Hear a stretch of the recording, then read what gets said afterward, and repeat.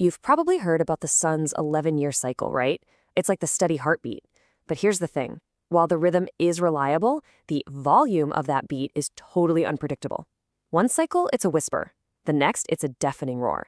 So today, we're going to figure out why the sun's heartbeat is, well, so random. So what's really going on here? That's the big question, right? Has the sun got some kind of secret, super complex pattern that we just haven't figured out? Or is it just random? Like truly, fundamentally random. Before we can answer that, we've got to get a handle on just how wild these swings can be. Yeah, we're calling it the sun's irregular heartbeat for a reason. That 11-year cycle is just the baseline. The real story is in the intensity. You know, the number of sunspots, the massive solar flares, all of it. And this isn't just some abstract space thing. Nope. These fluctuations have real-world consequences. They can mess with our power grids, knock out satellites, and they might even play a role in Earth's long-term climate. And I'm not talking about small blips. We've seen some serious extremes throughout history. Take the Maunder minimum, for instance. For 70 years, from 1645 to 1715, the sun just went quiet. Almost zero sunspots. This coincided with a deep freeze in parts of Europe. Then you fast forward to the 20th century, and you get the modern maximum, a period where the sun was going absolutely nuts with activity. So you can see why trying to predict the next swing is such a huge deal for scientists. Okay, so let's just nail this down. The problem isn't the 11-year timing. That part's pretty regular. The mystery is the volume of the beat, the amplitude. Why is one cycle a powerhouse and the next one a total weakling? That's the core question we're tackling. All right, so to solve this mystery, scientists have two main suspects. It's a classic showdown, chaos versus randomness. Let's break these two down. First up, you've got deterministic chaos. This sounds complicated, but you know the idea of the butterfly effect, right? That's chaos. It means there is a hidden complex order, but even the tiniest change at the beginning can lead to a totally different result down the line. It's messy, but if you could know the starting conditions perfectly, you could predict it. Then you have suspect number 2, stochasticity. That's just the fancy science word for pure, simple randomness. This idea says there's no hidden pattern at all. The sun is just constantly getting jostled around by random noise from all its turbulent activity. So how in the world do you test which one is right? I mean, you can't exactly run an experiment on the sun itself. So what scientists do is the next best thing. They build a computer model, a simplified version of the sun's engine, where they can test out each of these ideas. The tool they use for this is pretty slick. It's called an iterative map. The best way to think about it is like a recipe, a really simple recipe for a solar cycle. The result of the first cycle you bake becomes an ingredient for the next one. This process lets them whip through thousands of simulated cycles super fast.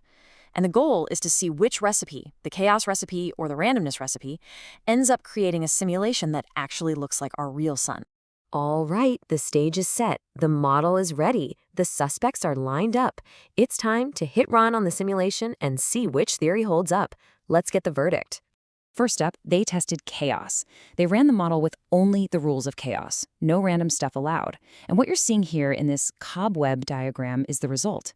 See how it all just spirals into this really stable, predictable pattern? It settles down really fast.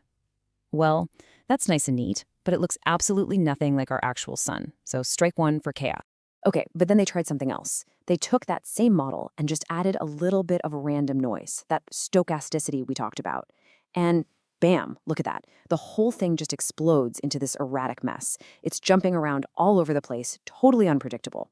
And this looks almost exactly like the data we have for the real sun. It seems like randomness was the missing ingredient all along. And the researchers themselves couldn't have been clearer. In their paper, they state, quote, "We demonstrate that deterministic chaos is absent, supporting the dominant role of stochasticity in solar cycle variability." So there you have it. The verdict is in. The culprit is randomness.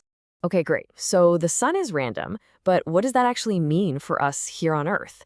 Well, it completely changes how we think about predicting what the sun is going to do next. Basically, it means the sun has a terrible memory, a really, really short one. All of that random noise acts like a reset button. The information from one cycle gets almost totally wiped out by the time the next 1 or 2 cycles have passed. It's like the sun literally forgets what it was doing just a couple of decades ago. but this model can still give us a glimpse into the near future. For instance, based on how our current cycle, solar cycle 25, is behaving, the model is predicting that the next one, cycle 26, will peak with a sunspot number of around 194. But, and this is a huge but, there's a catch. Because of all that randomness, the error bar on that prediction is plus or minus 44. I mean, that is a massive range. It just goes to show you how much uncertainty is hardwired right into the sun's behavior. And this chart really drives the point home. See how that cone of uncertainty gets wider and wider with each cycle? It shows that our ability to predict the future gets worse, fast. We can make a pretty decent guess for the very next cycle, but the one after that, the range of possibilities is so huge, it's not much better than a wild guess. So if you take away just one thing from all this, let it be this. The sun's wild behavior isn't some secret code we haven't cracked yet. It's not a puzzle waiting for a genius to solve it. It's just random, a fundamental, inescapable randomness built right into the very nature of our star. And that leaves you with a pretty big thought, doesn't it? If the sun, the massive engine at the center of our solar system, is ultimately driven by random chance, it really makes you wonder, what else out there in this vast universe is just fundamentally impossible to predict?